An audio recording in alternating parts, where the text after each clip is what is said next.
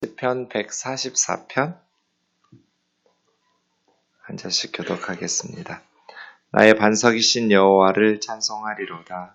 그가 내 손을 가르쳐 싸우게 하시며 손가락을 가르쳐 전쟁하게 하시는도다. 여호와는 나의 사랑이시요 나의 요새이시요 나의 산성이시요 나를 건지시는 이시요 나의 방패이시니 내가 그에게 피하였고 그가 내 백성을 내게 복종하게 하셨나이다. 여호와여, 사람이 무엇이기에 주께서 그를 알아주시며 인생이 무엇이기에 그를 생각하시나이까. 사람은 헛것 같고 그의 날은 지나가는 그림자 같으니이다. 여호와여, 주의 하늘을 들이우고 강림하시며 산들에 접촉하사 연기를 내게 하소서. 번개를 번쩍이사 원수들을 흩으시며 주의 화살을 쏘아 그들을 무찌르소서. 위에서부터 주의 손을 펴사 나를 큰 물과 이방인의 손에서 구하여 건지소서. 그들의 입은 거짓을 말하며 그의 오른손은 거짓의 오른손이니이다. 하나님이여, 내가 주께 새 노래로 노래하며 열줄 비파로 주를 찬양하리이다. 주는 왕들에게 구원을 베푸시는 자시요 그의 종 다윗을 그 해하려는 칼에서 구원하시는 자신이이다. 이방인의 손에서 나를 구하여 건지소서. 그들의 입은 거짓을 말하며 그 오른손은 거짓의 오른손이니이다. 우리 아들들은 어리다가 장성한 나무들과 같으며 우리 딸들은 궁전의 양식대로 아름답게 다듬은 모퉁이돌들과 같으며 우리의 곳간에는 백곡이 가득하며 우리의 양은 들에서 천천과 만만으로 번성하며 우리의 수소는 무겁게 실었으며 또 우리를 침노하는 일이나 우리가 나아가 막히는 일이 없으며 우리 거리에는 슬피 부르짖음이 없을진데 같이요 이러한 백성은 복이 있나니 여호와를 자기 하나님으로 삼는 백성은 복이 있도다. 아멘. 시편 144편은 18편하고 주제나 구조나 형식이 좀 거의 비슷합니다. 여러 시편들을 모자이크한 것처럼 그렇게 인용한 내용들도 많이 있습니다. 우선 이 시편은 2절을 보시면 맨 끝에 그가 내 백성을 내게 복종하게 하셨나이다. 그러니까 이 시인은 누구예요? 하나님께서 내 백성을 내게 복종하게 하셨습니다 라고 고백하는 사람이니까 왕이죠. 여기서 시인은 왕이에요. 그 왕, 하나님께서 내 백성을 나에게 복종하게 하신 그 왕이 어떻게 기도하고 찬송하는지를 좀 보는 것이죠. 1절과 2절에 보면 이제 서론적인 찬양인데요. 나의 반석이신 여호와를 찬송하리로다. 그러니까 하나님을 신뢰하는 거죠. 하나님이 나의 반석. 하나님은 반석이신 여호와를 찬송하겠다고. 네. 그냥 하나님께 아부하겠다는 것이 아니라 하나님을 찬송하겠다는 건 그냥 있는 모습 그대로 인정하는 거죠. 하나님이 그런 분이 아닌데 잘 보이려고 하는 건 아부이지만 하나님이 있는 그대로 그런 분이니까 내가 그 하나님을 찬송하겠다고 높이겠다고 이야기하는 거거든요. 그가 내 손을 가르쳐 싸우게 하시며 손에 칼을 들고 활을 들고 가르쳐서 하나님께서 싸울 수 있도록 훈련시키시고 손가락, 이제 활 쉬위를 잡고 있는 손가락을 가르쳐 전쟁하게 하시는도다. 그러니까 용사이신 하나님께서 왕에게 이게 다윗의 시라면 왕들에게 전쟁을 싸우는 법을 가르쳐 주시는 그런 것 같죠? 애굽의 그 벽화에 보면 이집트의 벽화에 신이 그 왕의 뒤에서 활 쏘는 법을 가르치는 그런 벽화가 있거든요. 그런 식이죠.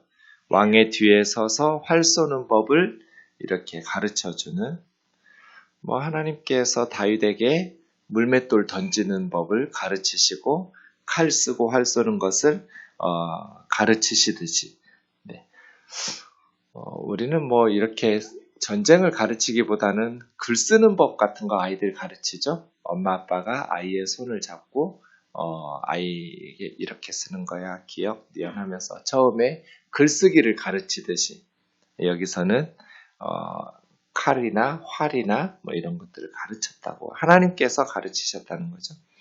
여호와는 나의 사랑이시요 하나님은 나의 연인, 사랑의 파트너니까요. 나의 요새시요 가장 안전한 곳, 산성이시요 나를 지켜주시는 곳, 나를 건지시는 이시요 방패이시니.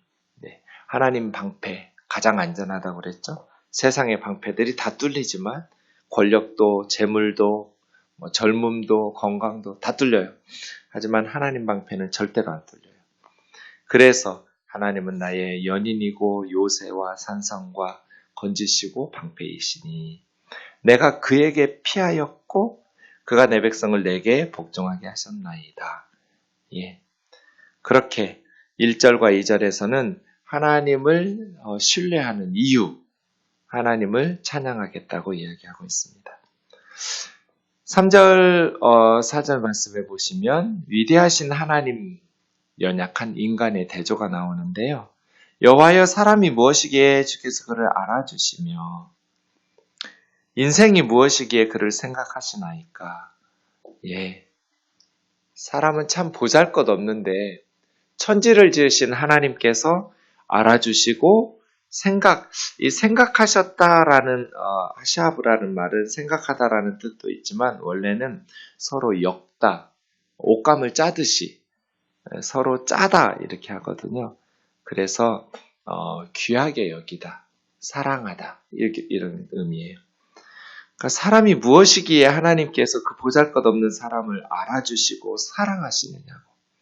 사람은 헛것 같고 이 헛것이 헤벨이에요. 한 번 불고 나면 사라지는 입김 같은 것. 헛되고 헛되면 헛되고 헛되니 모든 것이 헛되도다. 헛것. 예. 텅 비어있는 뭐 남는 게 없어요. 바람 잡는 것 같이 손가락 사이로 다 빠져나가버리는 한 번 쉬는 호흡 같은 것. 그의 날은 지나가는 그림자 같은 이다. 그림자가 지나갔다고 해서 뭐 남는 게 아무것도 없겠죠. 아무것도 없는 실체 없이 사라진 왕이에요. 왕도 내 인생이 그림자가 잠깐 지나간 것 같다고. 헛것이라고. 자기를 비하하는 것이 아니라 하나님 앞에서 보니 그렇다는 거예요. 하나님하고 사람을 비교해 보니까 네. 평민도 아니고 왕도 내 인생이 그림자 같다고. 하나님 앞에 무슨 의미가 있는 영원하신 하나님 앞에서 뭐 잠깐 살다 가는 내 삶이 헛것 같고 그림자 같고 그런 사람이 무엇이기에 하나님께서 알아주시고 그렇게 생각하시면서 사랑해 주시느냐. 네. 그럼 인생 무상인가? 5절이요.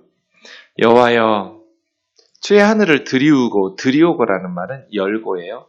하늘을 들인다는 건 늘어뜨리는 거잖아요. 하늘이 열어서 문이 이렇게 내려왔던 고대의 문들은 옆으로 열지 않고 위에서부터 들려 올리거나 내리거나 하늘을 내리시고 여시고 그 말이죠.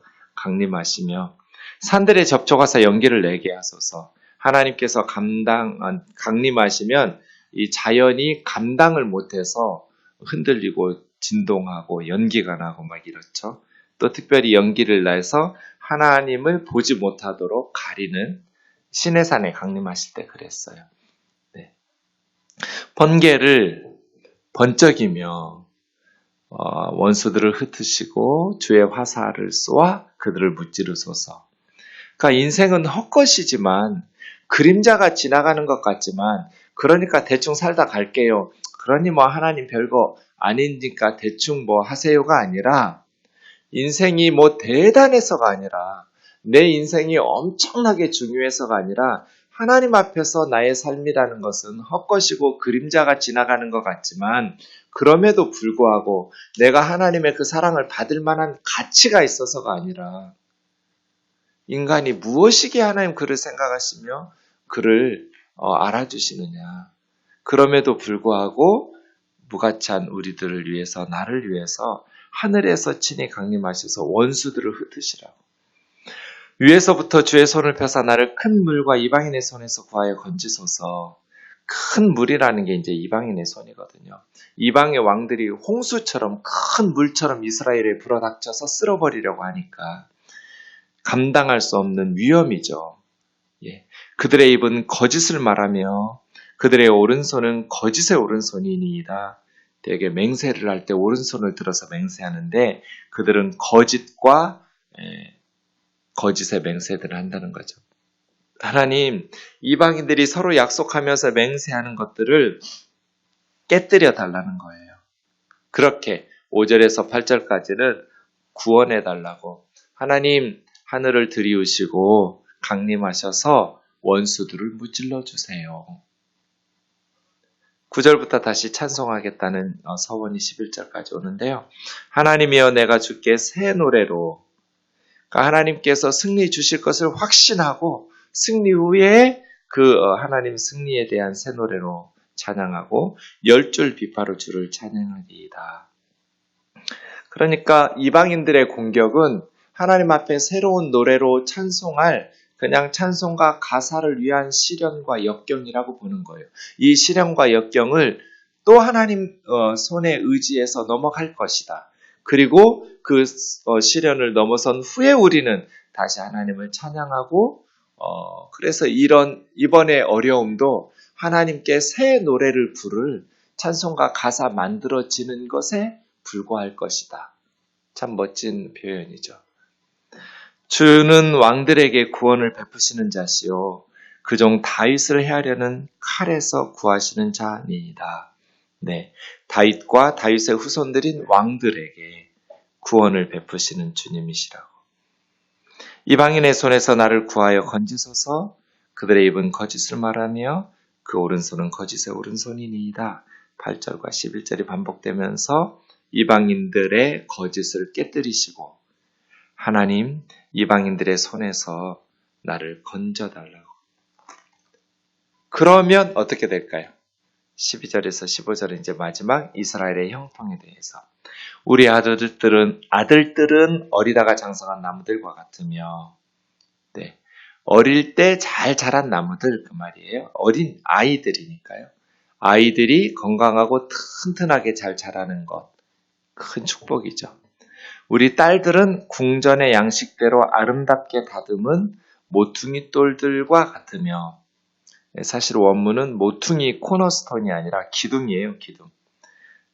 궁전의 양식대로 이 말은 궁전을 만들기 위해서 다듬으니까 최고급 재료로 최고의 기술자들이 정성껏 만들겠죠. 왕궁을 만들 때 그 나라의 가장 최고의 재료로 최고의 기술자들이 만들 테니까요. 그만큼 귀하게 아름답게 잘 다듬어진 딸들 그 말이죠. 우리 아들들은 건강하게 튼튼하게 자라나는 나무들 같고 우리 딸들은 왕궁을 장식하기 위해서 다듬은 최고급 기둥들과 같고 그러니까 첫 번째 형통이 후손들이 형통한 거죠. 우리 아들들과 딸들이. 두 번째는 우리 곡간에는 백곡이 가득하며 100가지 곡식이니까 온갖 종류의 곡식이 가득하며 우리의 양들은 들에서 천천만만으로 번성하여. 이건 경제죠? 곡식이 번성하니까. 곡식과 육축이 번성하는 경제가 번성하는. 세 번째, 우리의 수소는 무겁게 실었으며 또 우리를 침노하는 일이나 우리가 나아가 막는 일이 없으며 우리 거리에는 슬피 부르짖음이 없을진데 우리 수소까지 무겁게 짐을 실었다라는 것은 많은 짐을 싣고 가는 거니까 이것도 육축이 번성하는 거고요. 우리를 침노하는 이건 이제 국방이겠죠. 외적의 침입이 없으니까요. 나아가 막는 일이라는 거 원문에 없어요. 우리가 나아가는 일이 없다 이 말이니까 우리 땅에서 쫓겨서 나갈 일이 없다. 포로로 끌려갈 일이 없다. 우리는 하나님이 주신 약속의 땅에서 평안하게 잘 산다. 외적이 침노해서 우리를 포로로 끌려가거나 이 땅에서 나아가서 도망갈 일이 없을 테니까요. 우리 거리에는 슬피 부르짖음이 없을진데, 재앙을 당해서 통곡하는 소리가 없을진데, 그러니까 평안한 거죠. 그래서 4가지 형통이에요. 자녀들이 형통하고, 이건 미래죠.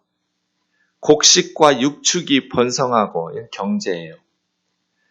우리를 침노하는 일이나 우리가 나아가 막는 일이 없으며, 이건 국방이에요. 안전이죠. 그리고 우리 거리에는 슬피 부르짖음이 없을 것이다. 평안이에요. 평안. 슬피 부르짖는 일이 없는. 이러한 백성은 복이 있나니 정말 복된 백성이죠. 여호와를 자기 하나님으로 삼는 백성은 복이 있도다.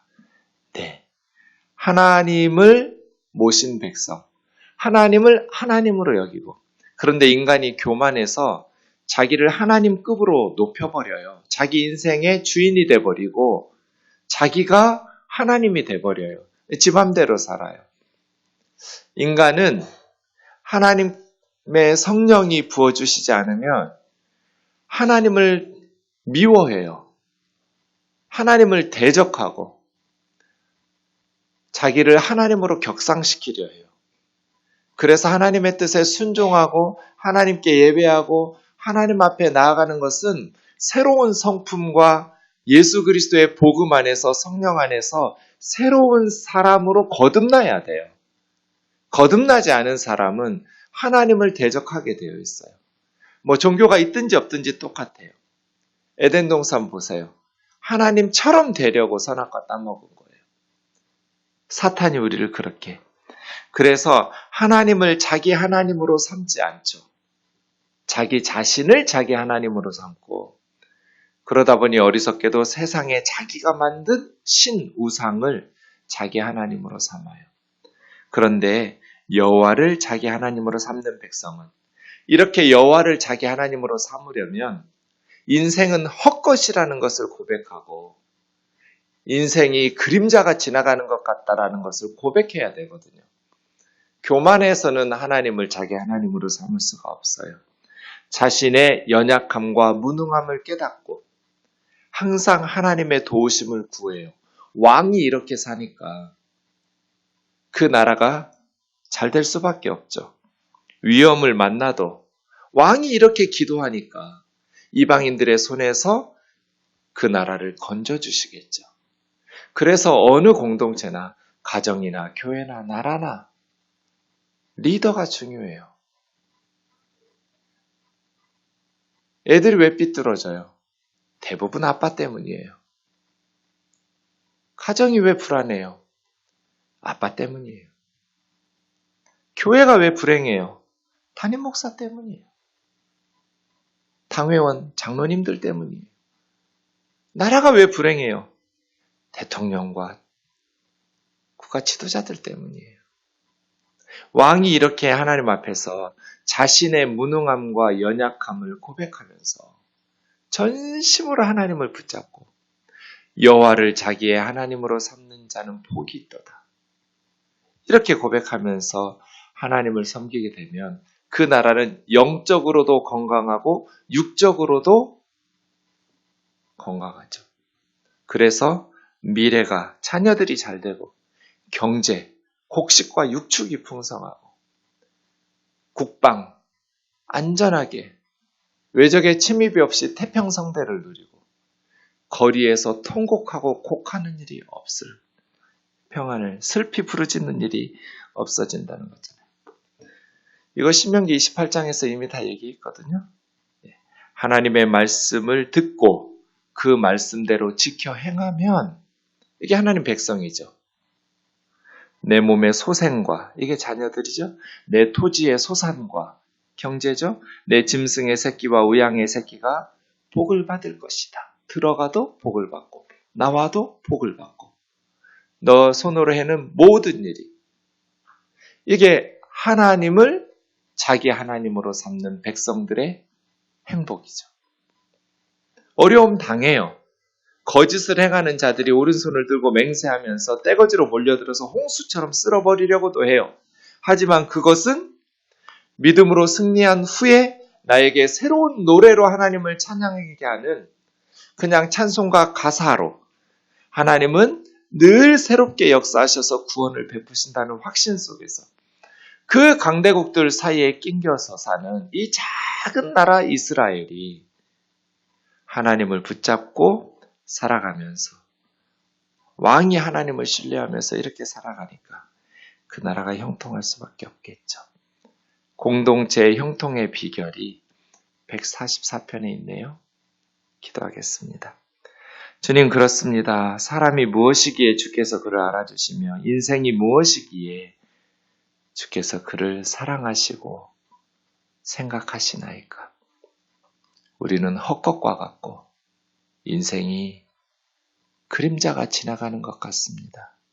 우리가 하나님 앞에서 대단해서가 아니라 하나님 앞에서 참으로 무가치한 존재이지만 그 쓸모없는 인생들을 하나님이 사랑하시고 귀하게 여기시고 소중히 여기시는 그 크신 은혜를 기억하며 하나님의 도움을 구하고 하나님께서 우리의 자녀들과 우리의 경제와 국방과 우리의 삶의 모든 평강을 베푸시는 능력의 주님이신 줄 아는 거로 주님 앞에 하늘을 가르시고 임재하셔서 원수와 거짓된 자들을 멸하시어 우리를 구원하시기를 기도할 수 있도록 인도하시니 감사합니다. 오 자비로우신 주님, 믿음으로 승리케 하여 주시옵소서.